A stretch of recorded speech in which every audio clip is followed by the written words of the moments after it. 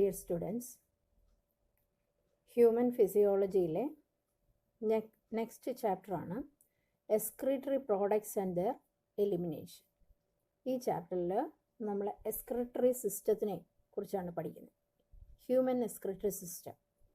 നമ്മൾ school തലങ്ങളിലൊക്കെ excretory സിസ്റ്റത്തിനെ കുറിച്ചൊക്കെ different type of excretory ഓർഗൻസിനെ കുറിച്ചൊക്കെ നമ്മൾ പഠിച്ചു കഴിഞ്ഞു. അപ്പോൾ ഇവിടെ നമ്മൾ ഈ ചാപ്റ്ററിൽ എന്തൊക്കെയാണ് പഠിക്കാൻ പോകുന്നതെന്ന് നോക്കാം. ഫസ്റ്റിൽ എന്താണ് എക്സ്ക്രീഷൻ എന്ന് പറയുന്നത്? എക്സ്ക്രീഷൻ എന്ന് പറയുന്നത് നമ്മുടെ ബോഡിയിൽ ഉണ്ടാകുന്ന വേസ്റ്റ് പ്രോഡക്ട്സിനെ എലിമിനേറ്റ് ചെയ്ത് കളയുക, ശരീരത്തിൽ നിന്ന് പുറന്തള്ളുക.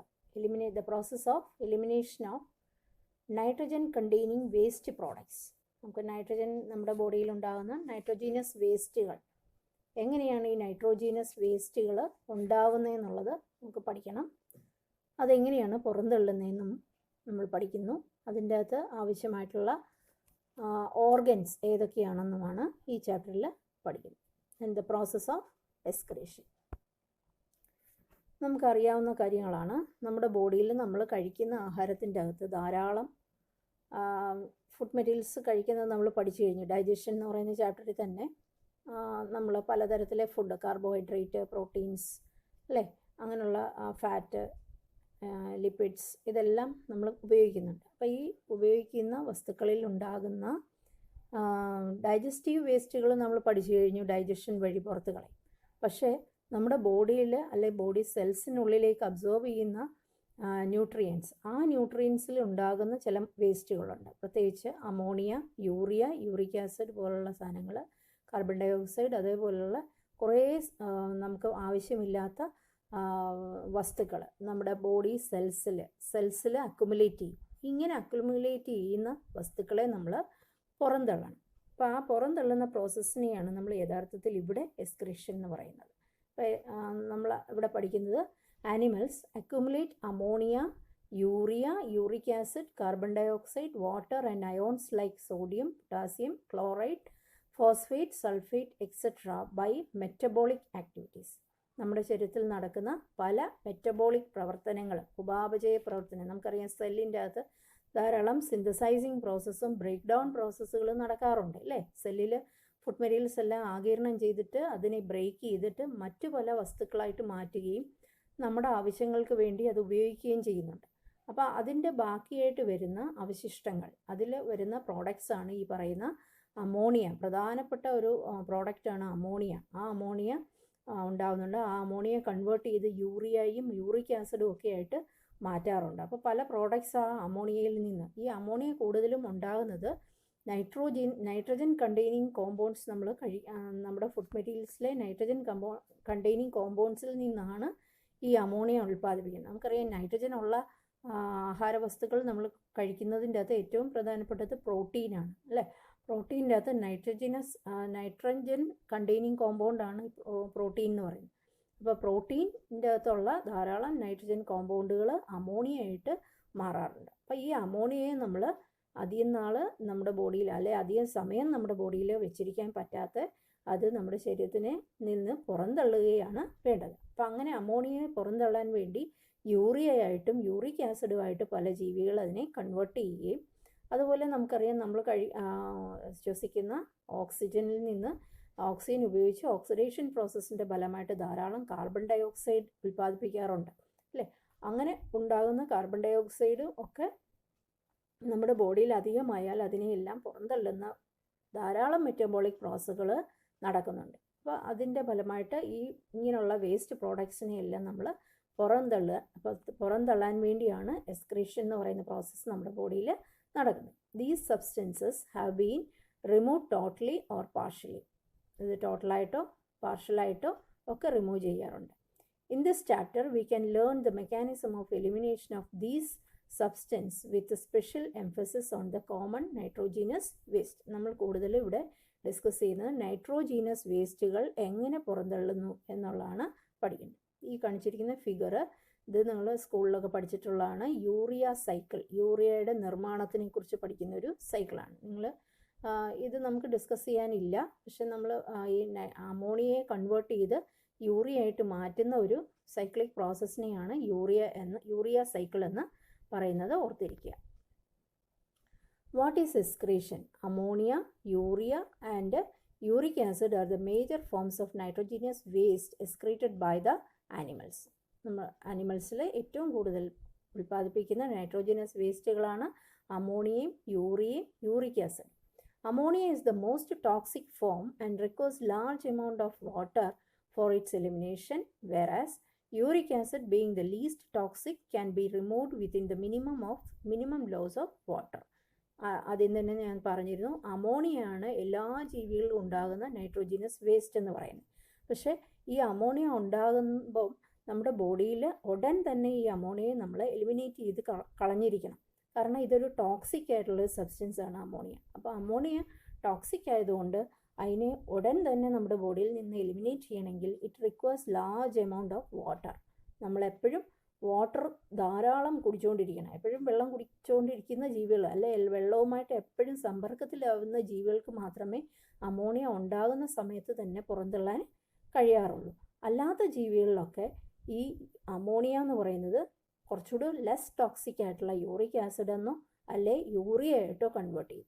അങ്ങനെ യൂറിയയും യൂറിക് ആസിഡുമായിട്ട് മാറ്റിക്കഴിഞ്ഞാൽ അതിന് കുറച്ച് വെള്ളം ആവശ്യമേ ഉള്ളൂ പുറന്തള്ളാൻ. അപ്പോൾ അതുകൊണ്ട് അമോണിയ പല ജീവികളിലും വെള്ളവുമായിട്ട് കൂടുതൽ സമ്പർക്കത്തിൽ വരുന്ന ജീവികൾ മാത്രമേ കൂടുതലും അമോണിയ ഉൽപ്പാദിപ്പിക്കത്തുള്ളൂ. കരയിലൊക്കെയുള്ള ജീവികൾ കൂടുതലും എന്ത് ചെയ്യുന്നു? അമോണിയയെ കൺവേർട്ട് ചെയ്ത് ലെസ് ടോക്സിക് ആയിട്ടുള്ള യൂറിയയും യൂറിക് ആസിഡും ആക്കി മാറ്റിയിട്ട് അല്പനേരം നമ്മുടെ ബോഡിയിൽ അതിരുന്നെന്ന് വെച്ച് കുഴപ്പമില്ല, പിന്നീട് അതിനെ നമുക്ക് കുറച്ച് വെള്ളത്തിൻ്റെ സഹായത്താൽ പുറന്തള്ളാൻ പറ്റുന്ന ആണ് യൂറിക് ആസിഡും യൂറിയയും എന്നും പറയുന്നത്. അതേസമയം അമോണിയ പക്ഷേ നമുക്ക് നമ്മുടെ ബോഡിയിൽ റീറ്റെയിൻ ചെയ്യാൻ പറ്റാത്ത ഒരു nitrogenase വേസ്റ്റാണ്. Based on the mode of nitrogen excretion, there are 3 types of excretion. ഏത് തരം നൈട്രോജീനസ് എക്സ്ക്രീഷനാണ് നമ്മൾ ചെയ്യുന്നതെന്നുള്ള ബേസിസിൽ ആനിമൽസിനെ നമുക്ക് 3 കാറ്റഗറിയിൽ തിരിക്കാം. അതിലൊന്ന്, അതായത് അവർ ഏത് നൈട്രോജീനസ് വേസ്റ്റാണ് എലിമിനേറ്റ് ചെയ്യുന്നത് അതിനനുസരിച്ചാണ് അവരെ നമുക്ക് 3 തരത്തിലെ എക്സ്ക്രീഷനായിട്ട് തരംതിരിക്കാം. ഒന്ന് അമ്മനോടെലിസം, യൂറിയോടെലിസം ആൻഡ് യൂറിക്കോടെലിസം. അങ്ങനെ 3 വിഭാഗങ്ങളുണ്ട്. ഇത് ഓരോന്നുമായിട്ട് നമുക്ക് പഠിക്കണം. എന്താണ് അമ്മണോടെലിസം എന്ന് പറയുന്നത്? അമ്മണോടെലിസം എന്ന് പറയുന്നത് അമോണിയ എലിമിനേറ്റ് ചെയ്യുന്ന ജീവികളെയാണ് അമ്മണോടെലിസം, ആ പ്രതിഭാസത്തിനെയാണ് അമ്മണോടെലിസം. യൂറിയോടെലിസം എന്ന് പറഞ്ഞാൽ യൂറിയ എലിമിനേറ്റ് ചെയ്യുന്ന ജീവി, ആ പ്രതിഭാസത്തിനെയും. അതുപോലെ തന്നെ യൂറിക്കോടെലിസം എന്ന് പറയുന്നത് യൂറിക് ആസിഡ് എലിമിനേറ്റ് ചെയ്യുന്ന പ്രോസസ്സിനെയാണ് പറയുന്നത്. അപ്പോൾ ഇത് 3 ഫിനോമിനൻ ആണ്: അമ്മണോടെലിസം, യൂറിയോടെലിസം ആൻഡ് യൂറിക്കോടെലിസം. അങ്ങനെ ഓരോന്നായിട്ട് നമുക്ക് പഠിക്കാം. അതിന് എക്സാമ്പിൾസും പഠിക്കണം. അതെന്താണെന്ന് നമ്മൾ ഡിസ്കസ് ചെയ്യാം.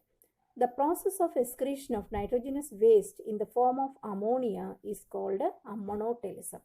The process of excretion of nitrogenous waste in the form of ammonia, അമോണിയയുടെ രൂപത്തിൽ എലിമിനേറ്റ് ചെയ്യുന്നവരെയാണ് നമ്മൾ അമ്മണോടെലിസം എന്ന് പറയുന്നത്. The animals which excrete ammonia are called ammonotelic. The പ്രോസസ്സിനെയാണ് അമ്മണോടെലിസം എന്ന് പറയുമെങ്കിൽ ആനിമൽസിനെ നമ്മൾ എന്ത് വിളിക്കും? അമ്മണോടെലിക് എന്ന് പറയും. Ammonia is highly toxic and water soluble. Ammonia ടോക്സിക്കുമാണ്, അതേസമയം അത് വാട്ടർ സോല്യൂബിൾ ആണ്. അപ്പോൾ large amount of water is required for its elimination. ഇത് എലിമിനേറ്റ് ചെയ്ത് കളയുക അല്ലെ പുറന്തള്ളാൻ എന്ത് വേണം? കൂടുതൽ വെള്ളം ആവശ്യമാണ്. So ammonotelism is seen in aquatic animals. ഈ ഒരു പ്രതിഭാസം അമ്മണോടെലിസം, അതായത് അമോണിയ എലിമിനേഷൻ നടക്കുന്ന ആ പ്രോസസ്സിനെ നമുക്ക് ഏത് തരം ജീവികളിൽ മാത്രമേ കാണാൻ കഴിയൂ? അക്വാട്ടിക് ആനിമൽസിലെ കാണാൻ കഴിയും. അപ്പോൾ അതിന് കാരണം എന്താണെന്ന് ചോദിച്ചാൽ large amount of water is needed for it's secretion, അല്ലേ? അല്ലെങ്കിൽ എക്സ്ക്രീഷന് ലാർജ് എമൗണ്ട് ഓഫ് വാട്ടർ ആവശ്യമുള്ളത് കൊണ്ടാണ് ഇത് ഏത് ജീവികളിൽ മാത്രം കാണുന്നത്? അക്വാട്ടിക് ആനിമൽസ് മാത്രം കാണും. രണ്ടാമത്തെ വിഭാഗമാണ് ureotelism. The process of excretion of nitrogenous waste in the form of യൂറിയയുടെ രൂപത്തിൽ എലിമിനേറ്റ് ചെയ്യുന്നതിനെയാണ് യൂറിയോടെലിസം എന്ന് പറയുന്നത്. The animals which excrete urea is called ureotelic. ആനിമൽസിനെ നമ്മൾ എന്ത് വിളിക്കും? യൂറിയോടെലിക് എന്ന് വിളിക്കും. Urea is less toxic and highly soluble in water than ammonia. അമോണിയയെക്കാട്ടിൽ കുറച്ച് മാത്രമേ the urea is less toxic and highly soluble in water than ammonia. അമോണിയയെക്കാട്ടിൽ കൂടുതൽ കുറച്ച് വെള്ളം മതി എന്തിന് യൂറിയ അലിഞ്ഞു ചേരാൻ. എക്സാമ്പിൾ പറഞ്ഞാൽ മാൻ and other mammals, terrestrial, amphibians, marine fishes etcetera. ഇവരെല്ലാം ഏതിൻ്റെ വിഭാഗത്തിൽ വരുന്നതാണ്? യൂറിയോ ടെലിസം എന്ന് പറയുന്ന പ്രതിഭാസത്തിൽ വരുന്നതാണ്. ഇത് ഓരോന്നായിട്ട് നമ്മളോട് പരീക്ഷയ്ക്ക് ചോദിക്കുകയും അവയുടെ എക്സാമ്പിൾസ് എഴുതാനും നമ്മളോട് ചോദിക്കും. അപ്പോൾ യൂറിയോ ടെലിസം എന്ന് പറയുന്നത് the process of excretion of nitrogenous waste in the form of urea. യൂറിയയുടെ എലിമിനേഷനെയാണ് നമ്മൾ യൂറിയോ ടെലിസം എന്ന് പറയുന്നത്. ഇനി ഉദാഹരണവും പഠിച്ചു വെക്കുക. Man and other mammals, terrestrial mammals, ടെറസ്ട്രിയലായിട്ട് കാണുന്ന മാമൽസ്, പിന്നെ മറൈൻ ഫിഷസ്, കടലിലുള്ള ഫിഷുകൾ, ഇവരൊക്കെയാണ് യൂറിയോ ടെലിക് ആനിമൽസ്. ഇനി അടുത്തത് uricotelism. The animals which excrete the nitrogenous waste in the form of uric acid are called uricotelism. അപ്പോൾ ഇവിടെ ഓർത്തിരിക്കുക, യൂറിക് ആസിഡ് എലിമിനേറ്റ് ചെയ്യുന്നവരെയാണ് യൂറിക്കോ. ആ യൂറിക് എന്നുള്ള ആ വാക്ക് ഇവിടെ വരുന്നുണ്ട്, രണ്ടും കൂടി തെറ്റിപ്പോകരുത്. Uricotelism. Uric acid is less soluble in water and hence it does not require water for its excretion. അപ്പോൾ കുറച്ച് അലിയുന്നതാണ്. അപ്പോൾ അലിയുന്ന അനുസരിച്ചാണ് വെള്ളത്തിൻ്റെ ആവശ്യം വരുന്നത് അല്ലേ. അപ്പോൾ ഏറ്റവും കൂടുതൽ അലിയുന്നത് അമോണിയാണ്, അതിനെക്കുറിച്ച് കുറച്ച് അലിയുന്നത് യൂറിയാണ്, അതിലും തീരെ കുറഞ്ഞ രീതിയിൽ അലിയുന്ന വെള്ളത്തിൽ സൊല്യൂബിളായിട്ടുള്ള പ്രോഡക്റ്റാണ് യൂറിക് ആസിഡ് എന്ന് പറയുന്നത് അല്ലേ. അപ്പോൾ യൂറിക് ആസിഡ് അധികം അലിയത്തില്ല and hence it does not require water for its excretion. എക്സ്ക്രീഷന് വലിയ വെള്ളത്തിൻ്റെ ആവശ്യമില്ല, അത് പേസ്റ്റ് രൂപത്തിലാണ് എലിമിനേറ്റ് ചെയ്യുന്നത്. So uricotelism is exhibited by animals which require water conservation. അപ്പം വെള്ളം അധികം ഉപയോഗിക്കാത്ത ജീവികൾ അല്ലെ വെള്ളം അവർ കുടിക്കാത്ത തരം ജീവികളിലാണ് കൂടുതലും യൂറിക്കോടെലിസം കാണുന്നത്. നമുക്കറിയാം ലിസാർഡുകൾ, ബേർഡ്സ് അല്ലെ റെപ്റ്റൈലുകൾ, ബേർഡ്സ്, ഇൻസെക്ട്സ്, ലാൻഡ് സ്നെയിലുകൾ, ഇങ്ങനെയുള്ള ജീവികളിലൊക്കെയാണ് യൂറിക്കോടെലിസം കാണാൻ കഴിയും. അങ്ങനെ 3 തരം എക്സ്ക്രീറ്ററി പ്രോഡക്ട്സിനെ എലിമിനേറ്റ് ചെയ്യുന്ന നമ്മൾ പഠിച്ചു കഴിഞ്ഞു.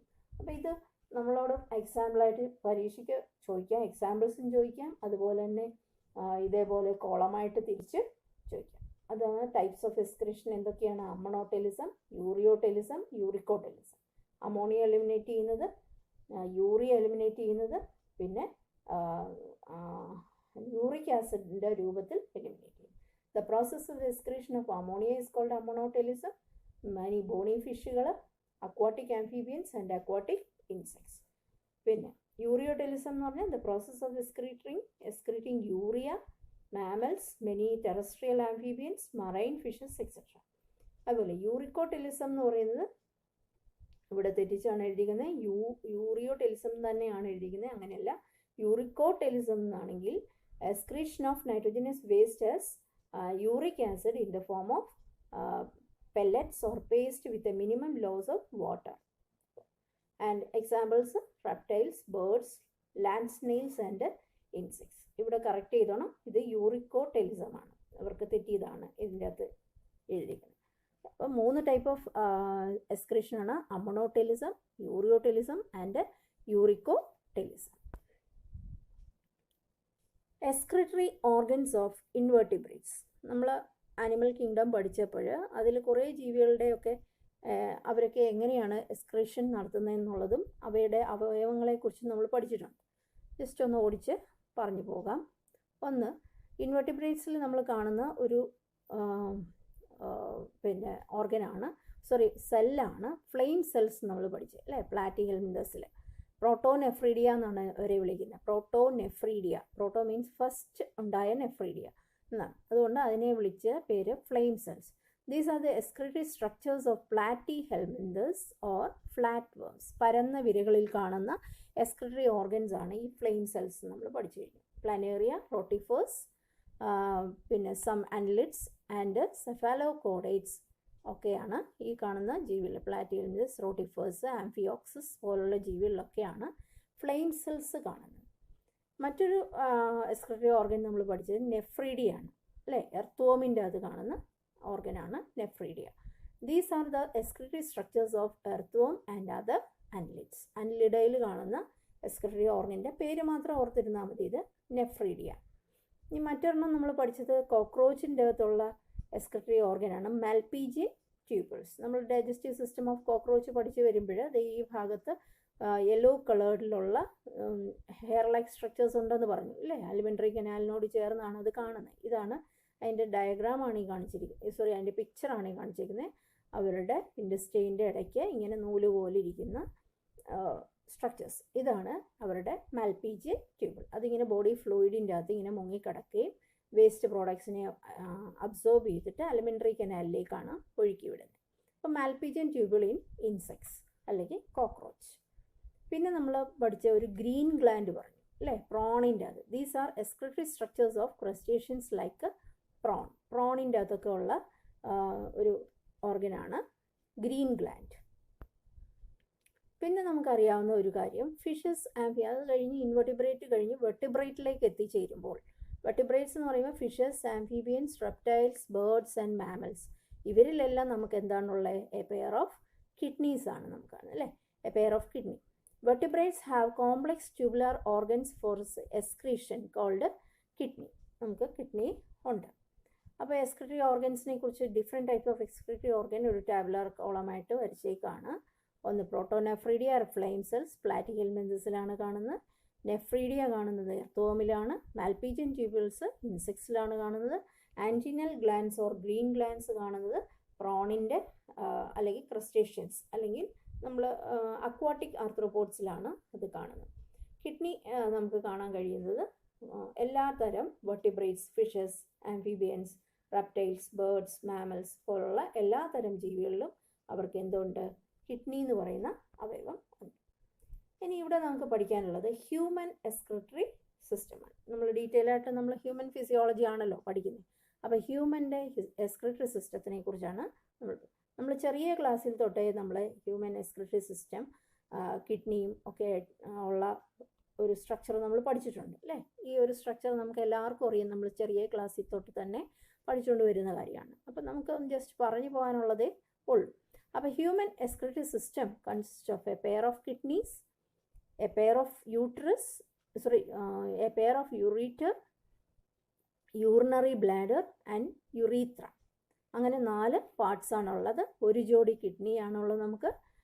പിന്നെ ഒരു ജോഡി യുറീറ്റേഴ്സ് എന്ന് പറയുന്നത് കിഡ്നിയിൽ നിന്ന് താഴേക്ക് വരുന്ന ഈ ഡക്റ്റിനെയാണ് അല്ലേ. ഈ ഡക്റ്റിനെയാണ് യുറീറ്റർ. ഒരു ജോഡിയുണ്ട്, ഇപ്പുറത്തും അപ്പുറത്തും ഓരോന്നുണ്ട്. പിന്നെ യൂറിനറി ബ്ലാഡർ ഉണ്ട്, യൂറിൻ കളക്ട് ചെയ്യുന്ന യൂറിനറി ബ്ലാഡർ ഉണ്ട്. യൂറിനറി ബ്ലാഡർ പുറത്തേക്ക് വരുന്ന ആ ട്യൂബിനെയാണ് യുറീത്ര എന്ന് നമ്മൾ പറയുന്നത്. ഇതാണ് ഹ്യൂമൻ എക്സ്ക്രീറ്ററി സിസ്റ്റത്തിനെ കുറിച്ച് നമുക്ക് ഓരോ ഭാഗമായിട്ട് നമുക്ക് നോക്കാം. ആദ്യം സ്ട്രക്ചർ ഓഫ് കിഡ്നിയുടെ സ്ട്രക്ചറിനെ കുറിച്ചാണ് നമ്മൾ പഠിക്കുന്നത്. നമ്മുടെ കിഡ്നിയെ കുറിച്ചാണ് ഒരു ജോഡി കിഡ്നിയാണ് ബീൻ ഷേപ്പ് ആണെന്നൊക്കെ നമ്മൾ പഠിച്ചിട്ടുണ്ട് അല്ലേ. Each kidney is been shaped and reddish brown structure situated on either side of the vertebral column. ഈ കാണുന്നത് നമ്മുടെ vertebral കോളമാണ്, നട്ടെല്ലാണ്.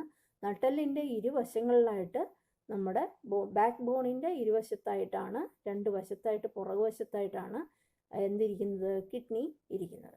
It measures 10 to 12 cm in length, 5 to 7 width, 2 to 3 in thickness and 120 to 170 gram weight in adult. അപ്പോൾ അതിൻ്റെ measurements ആണ് പറഞ്ഞിരിക്കുന്നത്. അതിൻ്റെ നീളം 10 തൊട്ട് 12 cm, 5 തൊട്ട് 7 വിഡ്ത്ത്, അതിൻ്റെ വീതി. തിക്നെസ് പറഞ്ഞിരിക്കുന്നത് 2 തൊട്ട് 3 cm വരെ തിക്നെസ് ആണ് ഉള്ളത്. പിന്നെ അതിൻ്റെ വെയിറ്റ് പറഞ്ഞിരിക്കുന്നത് 120 to 170 gram ആണ്. ഇതെല്ലാം അഡൽട്ടിൻ്റെ കാര്യമാണ്. Outer surface of the kidney is convex and inner surface is concave. നമുക്കൊരു കോൺവെക്സ് സർഫസും ഉണ്ട്, ഒരു ഉള്ളിൽ ഭാഗം കോൺകേവ് അല്ലേ, ഉള്ളിലേക്ക് വളഞ്ഞിരിക്കുന്ന ഒരു ഭാഗവും ഉണ്ട്, വെളിയിലേക്ക് തള്ളി നിൽക്കുന്നുള്ളൂ. അതാണ് അതിനുകൊണ്ടാണ് നമ്മൾ കോൺവെക്സ് ഭാഗം ഇതും കോൺകേവ് സൈഡ് ഇതും. അപ്പോൾ കോൺകേവ് സൈഡ് ഇതും കോൺവെക്സ് സൈഡ് ഇങ്ങനെ. അപ്പോൾ അങ്ങനെ കോൺകേവ് ആൻഡ് കോൺവെക്സ് സൈഡുകൾ ഇതിന് ഉണ്ട്. Outer surface is convex and inner surface is concave. On the concave side there is a longitudinal opening called hilum. ഓരോ കിഡ്നിയുടെയും കോൺകേവ് സൈഡിൽ ഈ ഭാഗം ഈ ഭാഗത്ത് ഒരു ഓപ്പണിംഗ് നമുക്ക് കാണാം. നിങ്ങളിവിടെ ശ്രദ്ധിച്ച് നോക്കിയാൽ നിങ്ങൾക്ക് മനസ്സിലാകും ഒരു ഓപ്പണിംഗ് ഉണ്ട്. ആ ഓപ്പണിംഗ് ആണ് ഈ കാണിച്ചിരിക്കുന്ന ഹൈലം എന്ന് പറയും. ഒരു സർക്കുലർ ലൈൻ കാണിച്ചിരിക്കുന്നത് നിങ്ങൾക്ക് മനസ്സിലാവുന്നുണ്ടായിരിക്കും. അപ്പോൾ ഇതിനെയാണ് ഹൈലം എന്ന് പറയുന്നത്. Through ഹൈലം ureter, blood vessels and nerves enter. അപ്പോൾ ഇതിൻ്റെ അകത്ത് ഈ ഭാഗത്തെ വിടവിൽ കൂടാണ് ബ്ലഡ് വെസൽസ് ഇല്ലെങ്കിൽ റീനൽ ആർട്ടറി, റീനൽ വെയിൻ, അതുപോലെ നെർവുകൾ, അതുപോലെ യുറീറ്റർ പുറത്ത് വരുന്നത്. ഇതെല്ലാം ഇവിടെയുള്ള ഈ വിടവിൽ കൂടാണ്. അപ്പോൾ കോൺകേവ് സൈഡിലുള്ള ഈ ഓപ്പണിംഗ്, ആ ഓപ്പണിങ്ങിന് പറയുന്ന പേരാണ് ഹൈലം എന്ന് പറയും. ആ ഓപ്പണിങ്ങിൻ്റെ പേരോർത്തിരിക്കുക. ഹൈലം എന്ന് പറയുന്ന ഒരു ഓപ്പണിംഗ് വഴിയാണ് ബ്ലഡ് വെസൽസും ഒക്കെ ഉള്ളിലേക്ക് കയറുകയും യുറീറ്റർ പുറത്തേക്ക് വരികയും ഒക്കെ ചെയ്യുന്നത്. ഹൈലം. Next, inner to the hilum is a broad funnel-shaped space called a renal pelvis with projections called calyces. അപ്പോൾ ഈ ഉള്ളിലേക്ക് നമ്മൾ നോക്കുമ്പോൾ ഈ യുറീറ്റർ മുകളിലേക്ക് വന്നിട്ട് it comes to a funnel shaped region. ഒരു ഫണൽ പോലെയാണ് ഈ ഭാഗം ഇരിക്കുന്നത്. ഈ റീജിയൻ നിങ്ങൾ ശ്രദ്ധിച്ചാൽ അറിയാം, ഒരു ഫണൽ പോലെ ഇരിക്കുന്ന ഒരു ഭാഗം നമുക്ക് ഈ ഹൈലത്തിനുള്ളിലേക്കുള്ള ഭാഗത്ത് കാണാം. ആ റീജിയനിലെ നമ്മൾ റീനൽ പെൽവിസ് എന്നാണ് പറയുന്നത്. ഈ ബ്രോഡായിട്ട് ഫണൽ ഷേപ്പിലിരിക്കുന്ന ഈ ഭാഗത്തിന് റീനൽ പെൽവിസ് എന്ന് പറയും. ഇതിൻ്റെ ഓരോ അറ്റവും നമ്മൾ നോക്കിക്കഴിഞ്ഞാൽ ഇങ്ങനെ ഉള്ളിലേക്ക് ഇങ്ങനെ തള്ളി നിൽക്കുന്ന പ്രൊജക്ഷൻസ് നമുക്ക് കാണാൻ കഴിയും. ഈ പ്രൊജക്ഷൻസിനെയാണ് നമ്മൾ കാലിസസ് എന്ന് പറയും. Outer layer of the kidney is renal cortex and inner layer is called medulla. ഇനി കിഡ്നിയുടെ സെക്ഷൻ എടുത്ത് നമ്മൾ നോക്കിയാലോ, അതിൻ്റെ ഔട്ടർ ഭാഗത്തിനെ കോർട്ടെക്സ് എന്നും ഇന്നർ ഭാഗത്തിനെ മെഡുല്ല എന്നും പറയും. ഇതാണ് കോർട്ടെക്സ് റീജിയൻ. എൻ്റെ വെളിയിലത്തെ പെരിഫറൽ റീജിയനെയാണ് നമ്മൾ കോർട്ടെക്സ്, ഉള്ളിലെ ഭാഗത്തിനെ നമ്മൾ മെഡുല്ല എന്ന് പറയും. Then medulla project into the pelvis called medullary pyramids or renal pyramids. ഈ മെഡുല്ല ഭാഗത്തേക്ക് നമ്മൾ ശ്രദ്ധിച്ചാൽ ഈ കോർട്ടെക്സ് കഴിഞ്ഞ് ഉള്ളിലേക്ക് കുറേ തള്ളി നിൽക്കുന്ന പ്രൊജക്ഷൻസ് നമുക്ക് കാണാം, അല്ലേ? ഈ ഉള്ളിലേക്ക് തള്ളി നിൽക്കുന്ന ഇച്ചിരി ഉള്ള ഡാർക്കഡ് റീജിയൻസ് നമുക്ക് കാണാം. ഇതിനെയാണ് മെഡുല്ലറി പിരമിഡുകൾ എന്ന് പറയും. പിരമിഡ് ഷേപ്പിൽ ഇങ്ങനെ ഉള്ളിലേക്ക് തള്ളി നിൽക്കുന്ന ഭാഗങ്ങളെ നമുക്ക് കാണാൻ കഴിയും. ഇതിനെ മെഡുല്ലറി പിരമിഡ്സ്. അപ്പോൾ നമ്മൾ എന്തൊക്കെ ഭാഗങ്ങൾ പഠിച്ചു?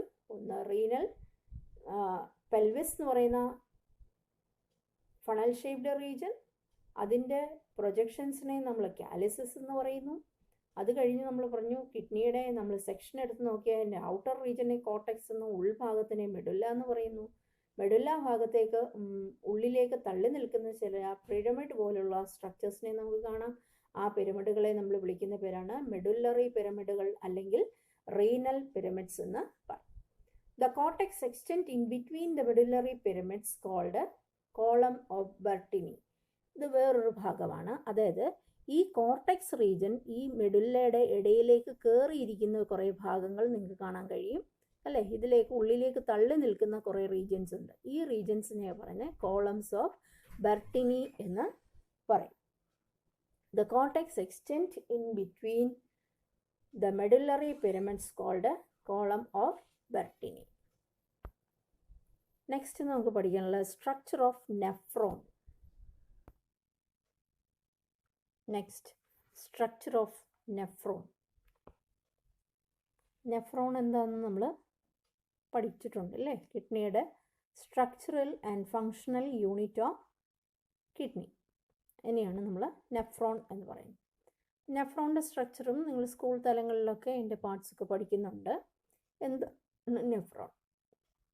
Each kidney has nearly 1 million tubular nephron. ഓരോ കിഡ്നിയുടെ ഉള്ളിലും ഓരോ മില്യൺ ഇതേപോലുള്ള ട്യൂബ് ലൈക്ക് നെഫ്രോണുകളെ നമുക്ക് കാണാൻ കഴിയും. Nephrons are the structural and functional unit of kidney. കിഡ്നിയുടെ സ്ട്രക്ചറലും ഫങ്ഷണൽ യൂണിറ്റിനെയാണ് നമ്മൾ നെഫ്രോൺസ് എന്ന് വിളിക്കുന്നത്. Each nephron has 2 parts. നെഫ്രോണിന് 2 ഭാഗങ്ങളുണ്ട്. ഒരു ഗ്ലോമറൂലസ് എന്ന് പറയുന്ന ഒരു ഭാഗവും ഒരു റീനൽ ട്യൂബുകൾ എന്ന് പറയുന്ന ഒരു ട്യൂബുലാർ ഭാഗവും നമുക്ക് കാണാം. അപ്പോൾ ഇവിടെ ഗ്ലോമറൂലസ് എന്ന് പറയുന്ന ഒരു റൗണ്ട് ഷേപ്പ് റീജിയനും ഉണ്ട്, ഒരു ട്യൂബ് പോലുള്ള ഒരു റീജിയനും കൂടി ചേർന്നതാണ് നെഫ്രോൺ. ഇനി എന്താണ് നെഫ്രോണിൻ്റെ സ്ട്രക്ചർ എന്ന് കൂടി നമുക്ക് പഠിക്കാനുണ്ട്. ആദ്യ ഭാഗമാണ് നെഫ്രോണിൻ്റെ ആദ്യത്തെ ഭാഗത്തിനെയാണ് നമ്മൾ ബൗമാൻസ് ക്യാപ്സ്യൂൾ, അല്ലേ? ഇതാണ് ബൗമാൻസ് ഒരു ആക്ച്വലി നെഫ്രോൺ എന്ന് പറയുന്ന ഒരു ലോങ് ട്യൂബാണ്. അതിൻ്റെ ഒരു അറ്റം എന്ന് പറയുന്നത് ഇങ്ങനെ കപ്പ് പോലെ ഇരിക്കുന്ന ഒരു റീജിയനാണ്, ഒരു കപ്പ് ഷേപ്ഡ് റീജിയൻ. ഇതിനെയാണ് Bowman's capsule. At the proximal end, proximal എന്ന് പറഞ്ഞാൽ the first end of nephron is curved and expanded inwardly to form a double-walled cup-shaped structure called Bowman. ഇതിൻ്റെ അറ്റം ഇങ്ങനെ വന്നിട്ട് ഉള്ളിലേക്ക് ഇൻവേർഡായിട്ട് ഇങ്ങനെ എക്സ്പാൻഡ് ചെയ്തേക്ക്, അകത്തേക്ക് കർവ് ചെയ്ത് ഒരു ഡബിൾ ലെയറിലുള്ള വോള് പോലെ ഉള്ള രീതിയിൽ ഒരു കപ്പ് പോലെ ആണ് ഏത് ഭാഗം ഇരിക്കുന്നത്, Bowman's capsule. Then glomerulus, the network of capillaries within the Bowman's capsule is called glomerulus. ഈ കപ്പിനുള്ളിൽ ഒരു ബഞ്ച് ഓഫ് കാപ്പിലറീസിനെ നമുക്ക് കാണാൻ കഴിയും. ഈ കാപ്പിലറിനെയാണ് നമ്മൾ എന്ത് വിളിക്കുന്നത്, ഗ്ലോമറൂലസ് എന്ന് പറയും. അടുത്തത് മാൽപീജിയൻ കോർപ്പസൽസ്. മാൽപീജിയൻ കോർപ്പസൽസ് എന്ന് പറയുന്നത് glomerulus along with the Bowman's capsule is called the Malpighian body or the renal corpuscles. അപ്പോൾ നമ്മൾ ആദ്യം പറഞ്ഞു, ഇപ്പോൾ ഈ ഡയഗ്രത്തിൽ കാണിച്ച സാധനം തന്നെയാണ് ഇപ്പുറത്ത് കാണിച്ചിരിക്കുന്നത് അല്ലേ.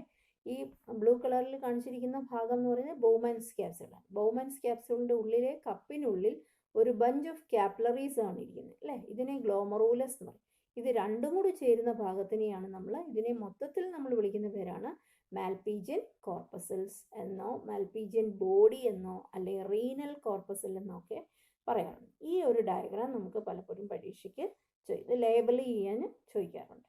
അപ്പോൾ ഇതിൻ്റെ ഉള്ളിലേക്ക് നമ്മൾ നോക്കിക്കഴിഞ്ഞാൽ ഇതിലെ അകത്തേക്ക് ബ്ലഡ് വെസൽ കയറുന്നതും പുറത്തേക്ക് ബ്ലഡ് വെസൽ ഇറങ്ങുന്നതും കാണാം അല്ലേ. അകത്തേക്ക് കയറുന്ന ബ്ലഡ് വെസലിനെ അഫറൻറ്റ് ആർട്ടീരിയോൾ എന്നും ഗ്ലോമറൂലസ് ആയിട്ട് മാറിയിട്ട് ഇത് പുറത്തേക്ക് വരുന്നതിനെ എഫറൻറ്റ് ആർട്ടീരിയോൾ എന്നും. അപ്പോൾ ഈ ഡയഗ്രാം ചിലപ്പം ഇങ്ങനെ ലേബൽ ചെയ്യാനായിട്ട് പലപ്പോഴും കണ്ടിട്ടുണ്ട് പരീക്ഷയ്ക്ക് ക്വസ്റ്റ്യൻ്റെ അകത്ത്.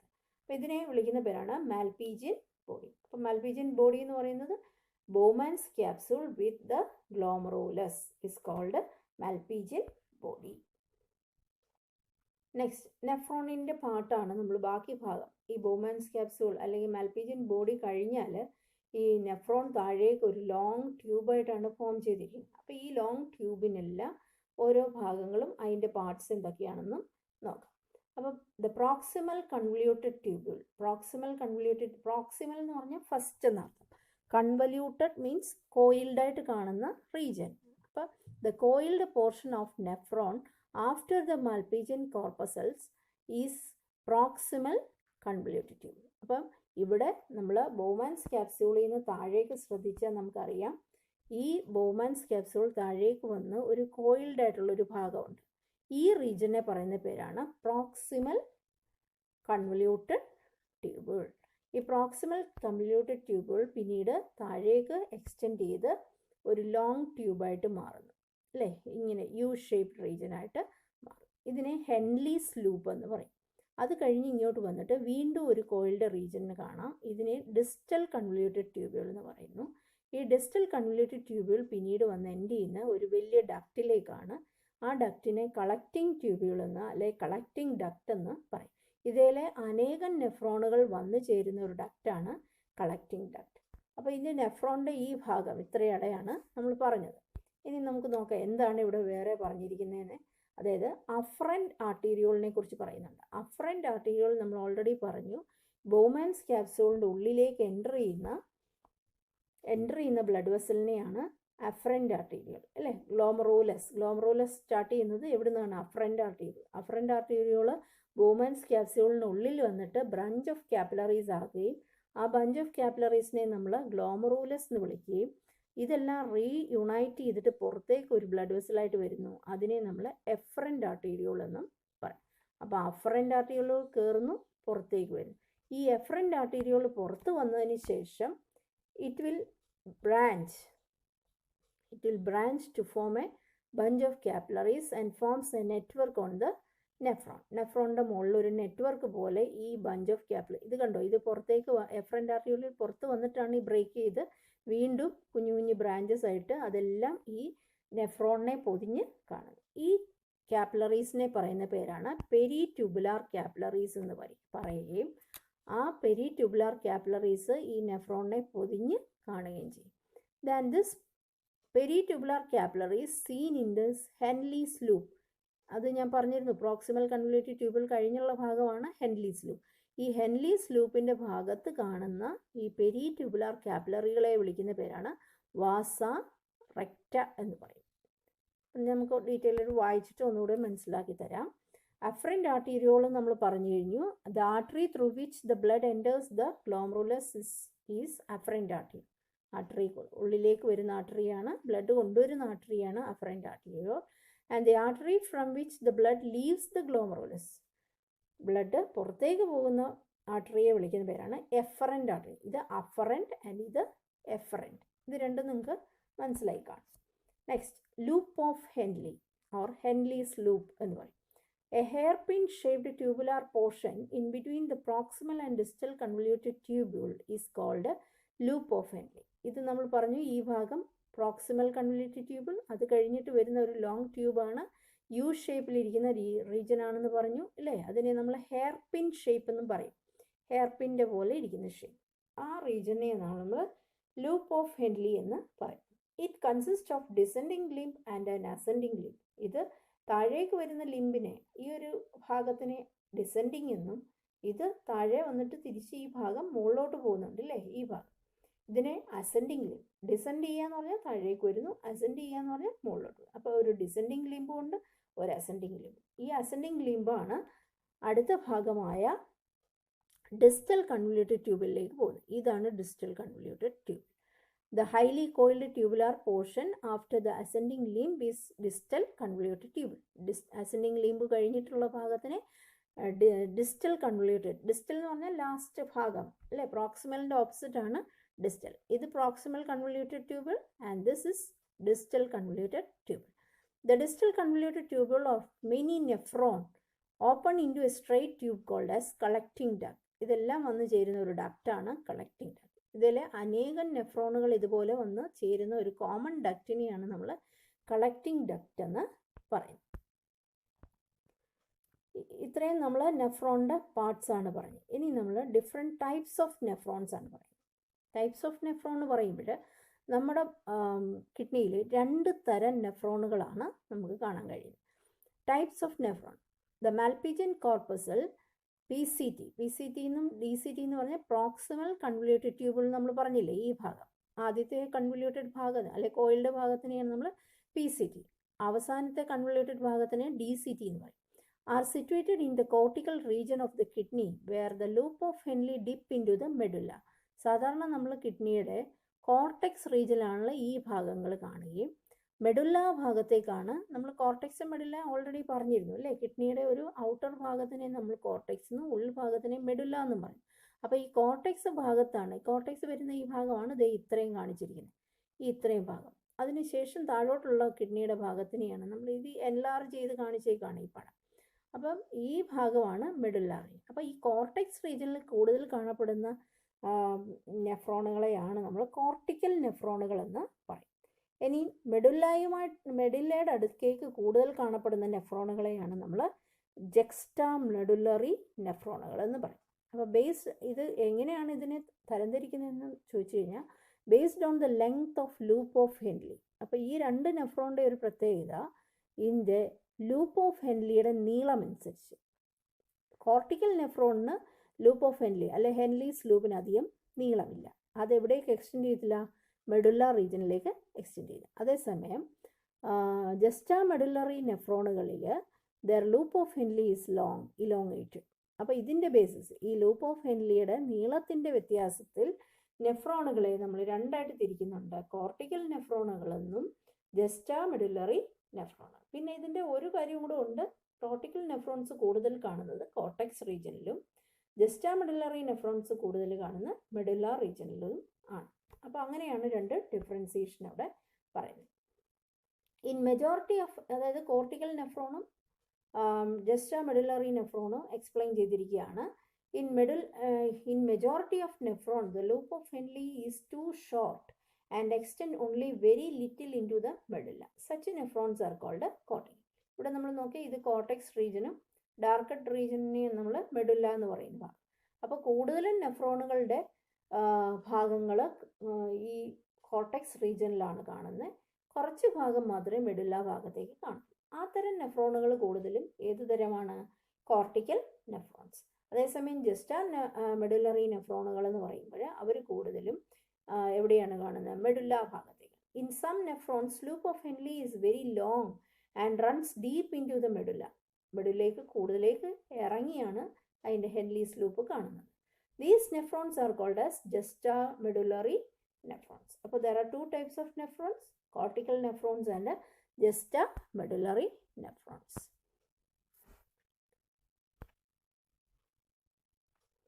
Next, peritubular capillaries. ഓൾറെഡി ഞാൻ പറഞ്ഞിരുന്നു എഫറൻറ്റ് ആർട്ടീരിയോൾ അല്ലേ, നമ്മളിവിടെ പറഞ്ഞു റീനൽ ആർട്ടറിയുടെ ഒരു ബ്രാഞ്ചാണ് ഗ്ലോമറോലസ് എന്ന് പറയുന്നതിൻ്റെ അകത്ത് എൻട്രി ചെയ്യുകയും അത് പിന്നീട് എഫറൻറ്റ് ആർട്ടീരിയോളായിട്ട് പുറത്തു വരികയും ആ പുറത്ത് വന്നു കഴിയുമ്പോൾ ഇതൊരു നെറ്റ്വർക്ക് ഓഫ് കാപ്പിലറീസ് ആയിട്ട് ഈ നെഫ്രോണിനെ മൊത്തത്തിൽ ഇങ്ങനെ പൊതിഞ്ഞു കിടക്കും എന്നൊക്കെ പറഞ്ഞിരുന്നു അല്ലേ. അപ്പോൾ അതാണ് ഈ പറഞ്ഞിരിക്കുന്നത്. Efferent arteriole emerging from the glomerulus, ഗ്ലോമറോലസിൽ നിന്ന് ഇറങ്ങി വരുന്ന efferent arteriole form a fine capillary network. It forms a fine capillary network around the renal tubule. ഈ റീനൽ ട്യൂബ്യൂളിൻ്റെ ഭാഗത്ത് മൊത്തം ഒരു നെറ്റ്വർക്കായിട്ട് ഫോം ചെയ്യും. And is called peritubular capillary. അതിനെയാണ് നമ്മൾ പെരിട്യൂബുലാർ കാപ്പിലറി. അപ്പോൾ ഇത് നമ്മൾ നെഫ്രോണിനെ മാറ്റിയിട്ട് ആ പെരിട്യൂബുലാർ കാപ്പിലറീസ് മാത്രം കാണിക്കുന്ന ഒരു ഡയഗ്രാമാണ് ഈ കാണിച്ചിരിക്കുന്നത്. ഈ നെറ്റ്വർക്കിനുള്ളിലാണ് ഈ നെഫ്രോണ് ഇരിക്കുന്നത് യഥാർത്ഥത്തിൽ. ഇതാണ് പെരിട്യൂബുലാർ കാപ്പിലറി. ഇനി minute vessels of peritubular capillary of nephron run parallel to the loop of Henle form a U-shaped net of blood vessels called vasa recta.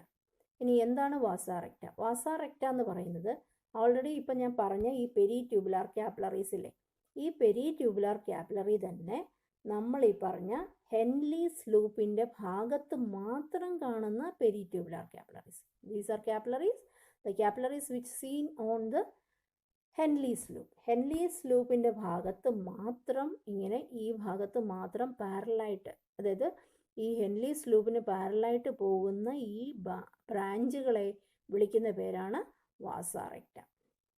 വാസ recta is absent or highly reduced in cortical nephron. ആദ്യം നമ്മൾ രണ്ട് തരം nephrons പറഞ്ഞില്ലേ. അപ്പോൾ ആ cortical നെഫ്രോണിൽ ഈ വാസ റെക്റ്റ അധികം കാണാറില്ല, അല്ലെങ്കിൽ ഇല്ല, അല്ലെ കുറച്ചേ കാണാറുള്ളൂ. അപ്പം അതാണ് വാസ റെക്റ്റ. ഇതിനെല്ലാം ഓരോ ഫങ്ഷനുണ്ട്. നമ്മളിനി ഫങ്ഷൻ പഠിക്കുമ്പോഴാണ് ഈ വാസ റെക്റ്റ എന്ത് ചെയ്യുന്നു, പെരിട്യൂബുലാർ കാപ്പിലറികൾ എന്ത് ചെയ്യുന്നു എന്നുള്ളതൊക്കെ നമുക്ക് പറയാൻ പറ്റും. അതിൻ്റെ ഫങ്ഷൻ പറയും. അപ്പം നമ്മൾ ഒരു നെഫ്രോണിൻ്റെ സ്ട്രക്ചർ ഒന്നുകൂടി നോക്കുമ്പോൾ നിങ്ങൾക്ക് എന്താണെന്നൊക്കെ മനസ്സിലാവും. ഇതാണ് ബോമാൻസ് ക്യാപ്സ്യൂൾ. ബോമാൻസ് ക്യാപ്സ്യൂളിൻ്റെ ഉള്ളിലാണ് ഗ്ലോമറോലസ് ഉള്ളതായിട്ട് നമ്മൾ പഠിച്ചു അല്ലേ. അത് ഉള്ളിലേക്ക് വരുന്ന ബ്ലഡ് കാപ്പിലറീനെ അഫറൻറ്റ് ആർട്ടീരിയോൾ എന്നും അതൊരു ബഞ്ചായിട്ട് ഫോം ചെയ്തിട്ട് അത് പുറത്തേക്ക് വരുന്നതിനെ എഫറൻറ്റ് ആർട്ടീരിയോൾ എന്നും നമ്മൾ പറഞ്ഞു അല്ലേ. ഇത് കഴിഞ്ഞിട്ട് നമ്മൾ ബോമാൻസ് ക്യാപ്സ്യൂളിൻ്റെ അടുത്ത ഭാഗം, ഈ മഞ്ഞ ഭാഗം അല്ലേ, ഇതൊരു ലോങ് ട്യൂബാണ് അല്ലേ. ഈ ലോങ് ട്യൂബിന് 3-4 പാർട്ടുകളുണ്ട് അല്ലേ. അതായത് ബോമാൻസ് ക്യാപ്സ്യൂളിന് താഴേക്ക് വരുന്ന കോയിൽഡ് റീജൻറ്റിനെ നമ്മൾ പ്രോക്സിമൽ കൺവല്യൂട്ടഡ് ട്യൂബ്യൂൾ എന്ന് വിളിക്കുന്നു അല്ലേ. പ്രോക്സിമൽ കൺവല്യൂട്ടഡ് ട്യൂബിൾ കഴിഞ്ഞിട്ട് ഇങ്ങോട്ട് വരുമ്പോൾ ഇത് ഒരു ലോങ് ഹെയർ പിൻ ഷേപ്പിലെ ഒരു റീജൻ ഉണ്ട്. ഇതിനെ നമ്മൾ ലൂപ്പ് ഓഫ് ഹെൻലി എന്നോ ഹെൻലീസ് ലൂപ്പ് എന്നോ വിളിക്കുന്നു. ഇതിന് താഴേക്കൊരു ലിംബും ഉണ്ട്, മേളിലേക്കൊരു ലിംബും ഉണ്ട് അല്ലേ. താഴേക്കുള്ള ലിംബിനെ നമ്മൾ ഡിസെൻഡിങ് ലിംബെന്നും മുകളിലോട്ട് പോകുന്ന ലിംബിനെ നമ്മൾ അസെൻഡിങ് ലിംബെന്നും പറയും.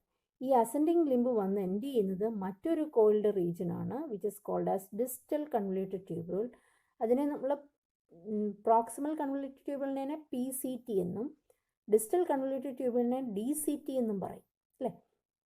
ഡിസ്റ്റൽ കൺവല്യൂട്ടഡ് ട്യൂബിൾ വന്നിട്ട് ഇതിലെ അനേകം നെഫ്രോണുകൾ വന്ന് എൻഡ് ചെയ്യുന്ന കളക്റ്റിംഗ് ഡക്റ്റുകളിലേക്ക് ഓപ്പൺ ചെയ്യും. ഇനി ഇത് കൂടാതെ നമ്മൾ പഠിച്ചത് അഫറൻറ്റ് ആർട്ടീരിയോൾ വന്ന് ഗ്ലോമറുലസ് ആയി പുറത്തേക്ക് വരുന്നതിനെ എഫറൻറ്റ് ആർട്ടീരിയോൾ എന്ന് പറയുന്നു. ഈ എഫറൻറ്റ് ആർട്ടീരിയോൾ പുറത്ത് വന്നു കഴിഞ്ഞാൽ വീണ്ടും കാപ്പിലറീസ് ആകുകയും അതാത് നെഫ്രോണിനെ നെറ്റ്വർക്കായിട്ട് പൊതിഞ്ഞ് കാണുകയും ചെയ്യും. ഈ പൊതിഞ്ഞ് കാണുന്ന നെറ്റ്വർക്ക് ഓഫ് എഫറൻറ്റ് ആർട്ടീരിയോൾ പുറത്ത് വന്നു കഴിഞ്ഞ ആ ഒരു സ്ട്രക്ചറിന് പറയുന്ന പേരാണ് peritubular capillaries. And this peritubular capillaries Henle's ലൂപ്പിൻ്റെ ഭാഗത്ത് കാണുന്നതിനെ വിളിക്കുന്ന പേരാണ് വാസ റെക്റ്റ. ഇത് ലാസ്റ്റിൽ ഇതെല്ലാം കൂടി ചേർന്നിട്ട് ഒരു റീനൽ വെയിനായിട്ട് അല്ലെ റീനൽ വെന്യൂളായിട്ട് പുറത്തേക്ക് വരും. ഇത് ഫുള്ളും കൂടി ചേർന്നതാണ് ഒരു നെഫ്രോണിൻ്റെ സ്ട്രക്ചർ. ഇനി നമ്മൾ ഇത് വെച്ചിട്ടാണ് നമ്മൾ എങ്ങനെയാണ് ഒരു കിഡ്നിയിൽ എക്സ്ക്രീഷൻ എന്ന് പറയുന്ന പ്രോസസ്സ് നടക്കുന്നതെന്ന്. അപ്പോൾ സ്ട്രക്ചർ നിങ്ങൾക്ക് എല്ലാവർക്കും മനസ്സിലായി കാണും. ഈ ഡയഗ്രാം നിങ്ങൾ ബുക്കിൽ വരച്ച് ലേബിൾ ചെയ്യാൻ പഠിക്കുക. ഈ ഡയഗ്രാം പഠിച്ചാൽ മതി. കാരണം നമ്മൾ കിഡ്നിയുടെയൊക്കെ സ്ട്രക്ചർ സ്കൂൾ ലെവലിലൊക്കെ പഠിച്ചിട്ടുണ്ട്. ഇനി ഈ പടം മാത്രം നിങ്ങൾ വരച്ച് പഠിക്കുക. വരച്ച് ബുക്കിൽ ഇട്ടിരുന്നാൽ മതി. ഓക്കെ.